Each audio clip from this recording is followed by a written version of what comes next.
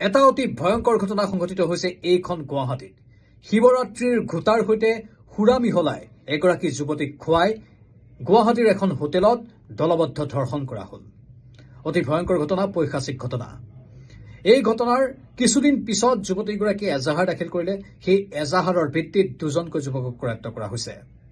২৬ ফেব্ৰুৱাৰীত এই ঘটনা সংঘটিত হোৱাৰ কথা উল্লেখ কৰিছে যুৱতীগৰাকীয়ে হোটেলখনত, আৰু ১ মাৰ্চত এজাহাৰ দাখিল কৰিলে।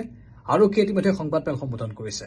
আৰু যি দুজনক কৰায়ত্ব কৰিছে, যাৰ বিৰুদ্ধে অভিযোগ উত্থাপন হৈছে, সেই দুজনৰ নাম হৈছে চন্দন মহন্ত আৰু ৰোহন আলী। কিন্তু এতিয়ালৈকে তদন্তৰ আওতালৈ অহা নাই হোটেল ৰশ্মি।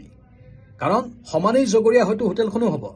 হোটেলখনে সেই পৰীক্ষা নিৰীক্ষাবোৰ ভালদৰে কৰিছিল নে নাই, বা অসংযত অৱস্থাত যদি বা অস্বাভাৱিক অৱস্থাত যদি যুৱতীগৰাকী সেই যুৱক দুজনৰ সৈতে হোটেলখনত প্ৰৱেশ কৰিছিল, তেনেহ'লে প্ৰৱেশ কৰিবলৈ কিয় দিয়া হৈছিল, তাক লৈ প্ৰশ্ন উত্থাপন হৈছে। আৰু আৰক্ষীয়ে হয়তো এই সমগ্ৰ বিষয়বোৰ ভালদৰে তদন্ত কৰিব।